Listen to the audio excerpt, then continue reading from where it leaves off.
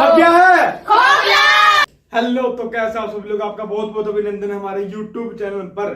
तो आज हम करेंगे चैप्टर 4 का एग्जांपल नंबर 6 कर रहे हैं, ठीक है। तो फटाफट से पढ़ते क्या बोल रहे हैं कि find the dimension of the prayer hall discuss in the section 4.1। ठीक है, आपको जो 4.1 सेक्शन है, जो चैप्टर, देखो ये कोई क्वेश्चन नहीं है, ये एक सेक्शन होता है चैप्टर वाइज, ठीक है। हर चैप्टर का सेक्शन 4.1, सेक्शन 4.2, तो ऐसा ही जो भी चैप्टर हमारा 4 है उसमें सेक्शन 4.1 है, ठीक है।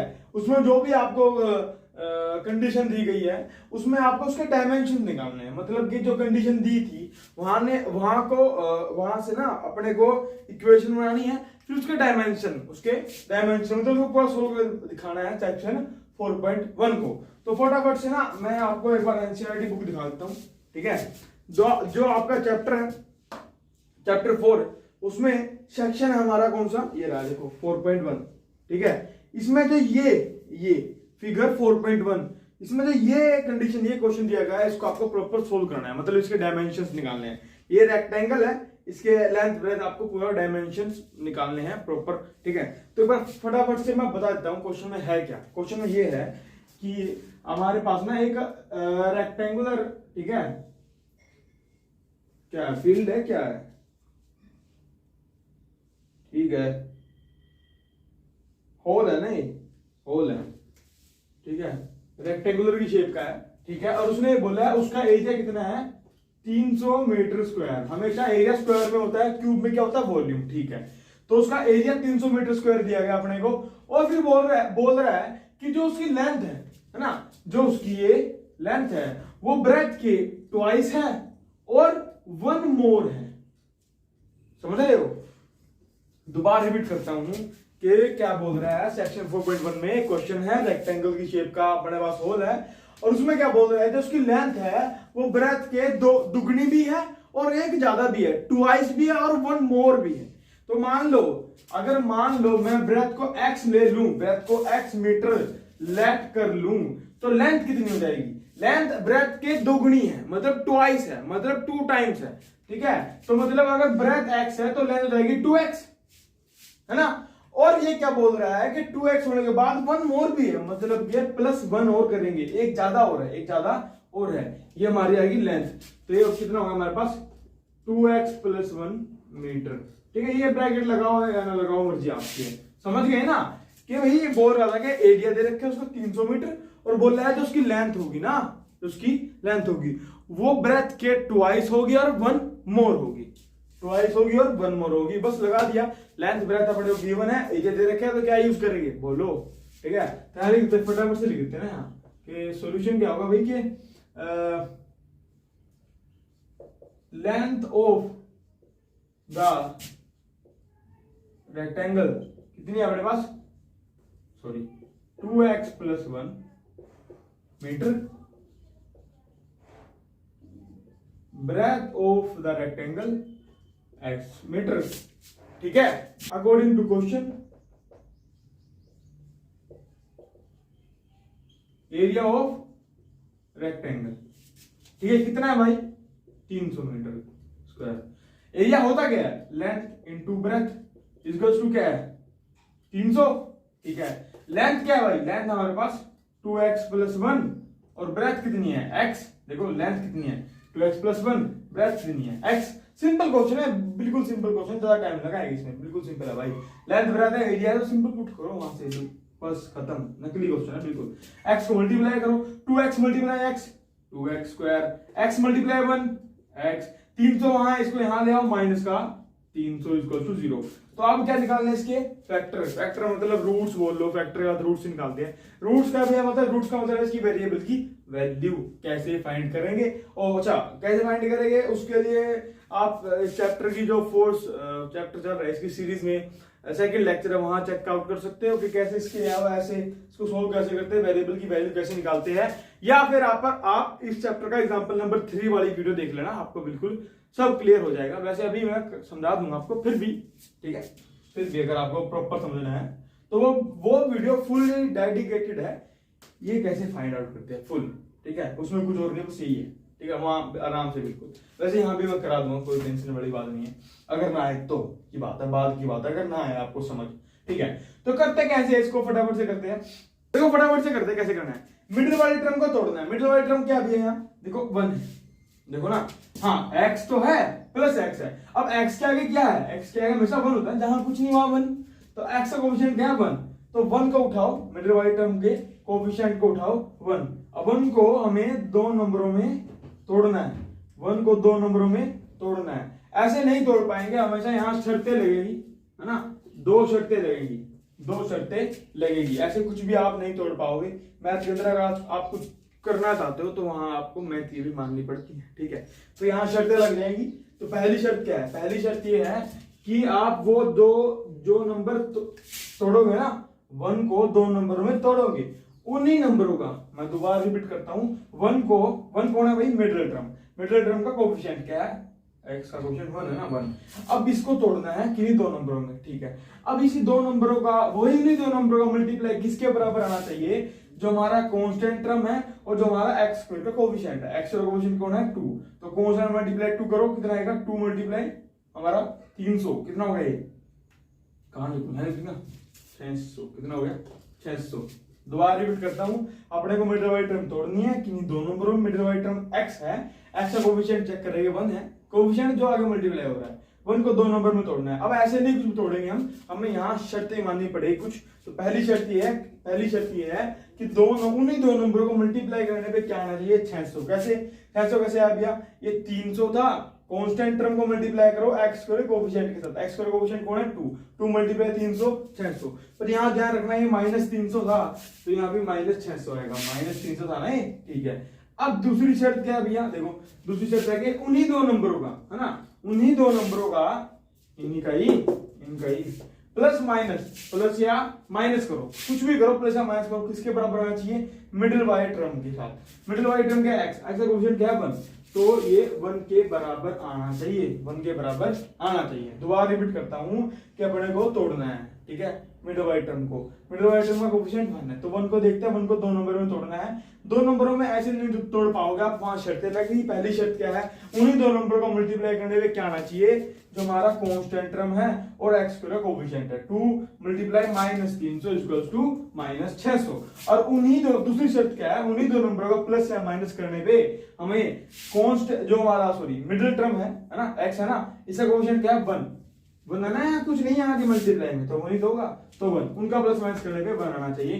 तो ऐसे नंबर आप फाइंड आउट करो, वही 2 नंबर लेने हैं, उस अदरवाइज आपको कोई से और नंबर नहीं लेने हैं, आपको शर्तें लगा के जो नंबर मिलेगा वही नंबर लेने हैं, और अलग नंबर नहीं लेने हैं, ठीक है, आपको वही लेने हैं। तो सोचो भाई, इनका ऐसे 2 नंबर जिसको मल्टीप्लाई करे 600 आए, प्लस माइनस करे 1 आए, ठीक है। सोचो देखो, हम सोच नहीं पाएंगे क्योंकि ये काफी बड़ा नंबर है, कि मल्टीप्लाई करने पे 600 और प्लस माइनस करने पे अपना 1, ठीक है, ये काफी बड़ा नंबर है। तो इसको कैसे करते हैं, हमेशा जो ये जो मल्टीप्लाई वाली टर्म होती है ना, मल्टीप्लाई करके जो भी आता है उसका एलसीएम ले लो, उसका एलसीएम ले लो, तो यहाँ ले एलसीएम, उसके एलसीएम लोगे आपको वहां से नंबर मिल जाएंगे। देखो इसका एलसीएम क्या है, 2 600 2 कितना जाएगा 75, ठीक है। और ये अब किसको 3 पे ले जाएगा, इसको 3 पे 3 2 जा 6 3 5 जा 15। अब ये 5 पे 5 5 जा 25 और 5 1 जा 5, तो लो भी अब ये नंबर आ चुके हैं 5 5 3 2 2 2। इनकी हेल्प से आप नंबर बना सकते हो। देखो कैसे, अगर मैं दिमाग लगाऊं, ठीक है, अगर मैं इसको ऐसे करूं कि भाई ऐसे ये 5 5 जा कितना हो गया 25। देखो इन सबको आप कैसे भी पेयर बनाओ, मल्टीप्लाई करने पे 600 ही आएगा, मल्टीप्लाई करने पे 600 ही आएगा। पर आप ये ध्यान देना है कि इनमें से ऐसे 2 नंबर बनाने हैं कि जो हमें 1 मिल जाए, जो हमें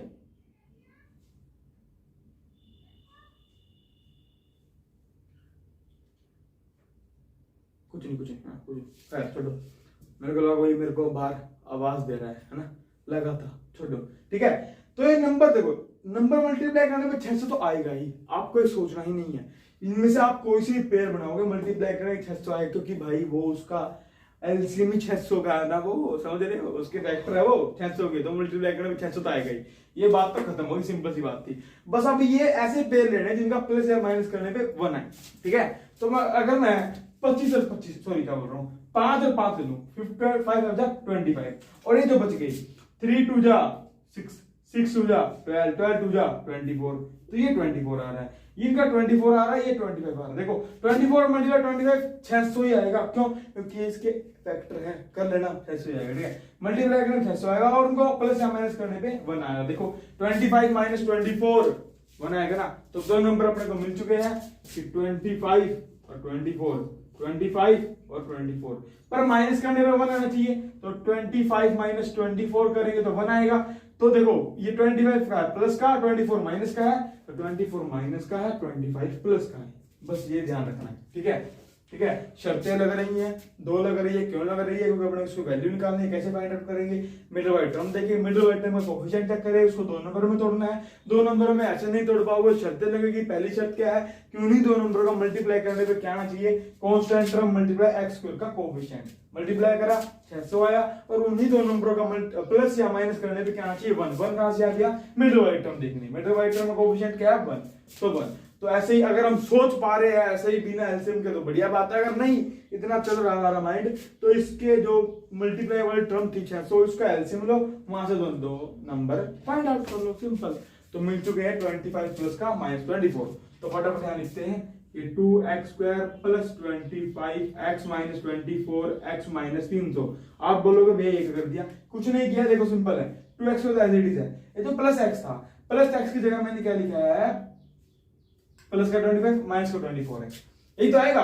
प्लस 25x और माइनस 24x, ये x ही तो आएगा भाई, देखो plus minus minus x as it is 24 माइनस 25 1। अब ये 1x बनेगा, अब 1x तो 1 ही होता है ना, तो सॉरी x ही होता है ना, 1 से मल्टीप्लाई करो वही आएगा, x ही आएगा, ठीक है। खैर, तो इसको ऐसे लिख दिया, ये 300 ऐसे। अब जोड़ियां बनाएंगे, इनकी जोड़ी बनाएंगे, इनकी जोड़ी बनाएंगे, और इसमें क्या ले लेंगे? कॉमन ले लेंगे। तो कॉमन क्या आ रहा है? यहाँ से कॉमन आ रहा है, देखो यहाँ 2x, यहाँ 1x, तो मैं 1x तो कॉमन ले सकता हूँ, ठीक है। और ऐसा नंबर जिसके टेबल में 2 और 25 आता है, वो आता है नहीं, 2 और 25 किसी के नंबर टेबल में नहीं आता इकट्ठा।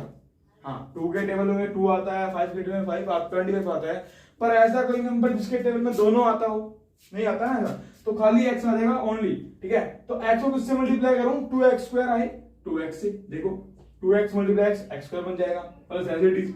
अब x को किससे मल्टीप्लाई करूं? 25 आए 25 से, गलत बोल जाएगा, मैं गलत बोल देगा ना, हाँ दोबारा। x को किससे मल्टीप्लाई करूं? तो 25x आए 25, क्योंकि एक x था तो बाहर ले जाओ, अंदर क्या एक ही x था ना, वही बाहर ले गए, तो अंदर क्या बचा? 25 खाली।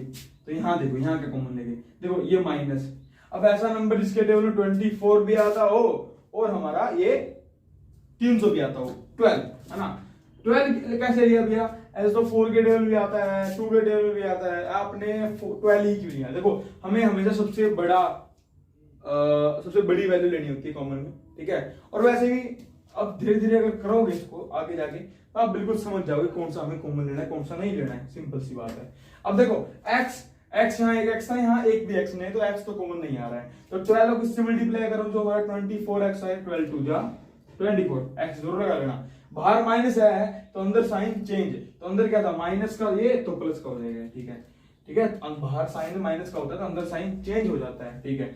अब 12 को किससे मल्टीप्लाई करूं? 300 आए, अरे बोलो 25 से, ठीक है, कर लेना, आ जाएगा, ठीक है। ये भी देखो प्रैक्टिस से आती है, धीरे धीरे आप सीख जाओगे।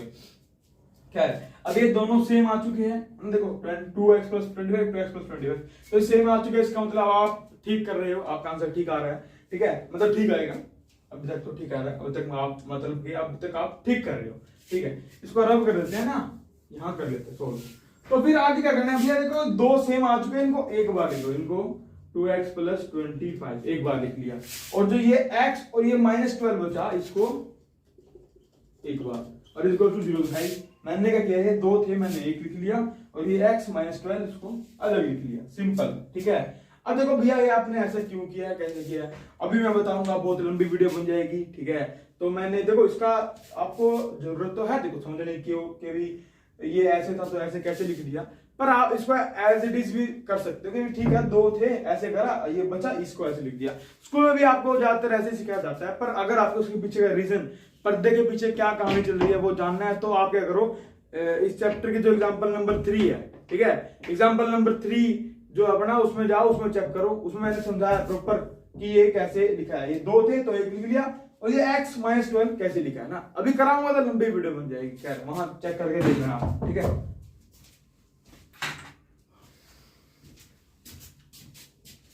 ठीक है, तो वहां चेक कर लेना। तो अब क्या करना है, इसको भी इक्वल टू 0, इसको भी इक्वल टू 0, सिंपल। देखो ये 2x + 25 इक्वल टू 0 और इस x - 12 को भी 0। अब ये क्यों किया है, ठीक है, ये भी आपको एग्जांपल नंबर 3 में इसका रीजन मिल जाएगा, क्योंकि देखो स्कूल में ऐसे ही कराते हैं, मैं भी ऐसे ही करा रहा हूँ, पर मैंने आपको वैसे समझाया है कि इसका रीजन क्या है। रीजन जानना चाहते हो तो एग्जांपल नंबर 3 चेक कर लो, क्योंकि यहाँ कराऊंगा भाई तो बहुत लंबी वीडियो बन जाएगी, ठीक है। तो यहाँ से 25 आना, ठीक है, ये माइनस का 25 तो रहेगा वहां, और ये x × 2 मल्टीप्लाई में है तो वहां जाके डिवाइड में, तो x की वैल्यू एक आ रही है, और ये x माइनस का 12 वहां जाके प्लस का 12, तो x की वैल्यू 12 और 25/2, तो -25/2। देखो भाई हमें निकालनी थी इसकी डायमेंशंस, क्या निकालनी थी, डायमेंशंस। तो डायमेंशंस तो क्या है, लेंथ और ये ब्रेथ है, ठीक है। अब देखो हमेशा तो लेंथ ब्रेथ होती है या कोई भी डिस्टेंस होता है वो कभी भी नेगेटिव नहीं होता, कभी भी नेगेटिव नहीं होता, तो ये वाली वैल्यू तो लेंगे नहीं, x की कौन सी लेगी, 12 वाली, तो ठीक है, तो हमारी ये पॉजिटिव है इसलिए ले रहे हैं, ठीक है। तो x मतलब ब्रेथ कितनी होगी हमारी 12 हो गई, और लेंथ कितनी हो जाएगी, अब ये 12 यहाँ पुट कर दो x की जगह, देखो 12 ये यहाँ पुट कर तो 12 2 जा 24, 24 + 1 25, ठीक है। लो दो ब्रेथ आ रही है 12 और अपनी लेंथ आ रही है 25, ठीक है, मिल गई आपको डायमेंशंस, ठीक है। तो हम आशा करते हैं आपको समझ आया होगा, समझ आया तो छाप लो फटाफट या स्क्रीनशॉट ले लो, ठीक है। कुछ नहीं है, बस मेन तो क्या था, मेन यही था कि आपको यहाँ से सीखना है कैसे निकालना है, ये मैंने हर क्वेश्चन में समझाया है, ठीक है। समझ लो, अब बिल्कुल प्रॉपर समझना है तो आप एग्जांपल नंबर 3 देख सकते हो, ठीक है, रीजन के साथ हर स्टेप। खैर छाप लो, छाप लिया, तो हम आशा करते हैं आपको समझ आया होगा, समझ आया तो बहुत अच्छी बात है, ठीक है। मिलते हैं अपने नेक्स्ट लेक्चर में, see you then, tata bye bye. और सब क्या है, अरे बोलो, अरे बोलो।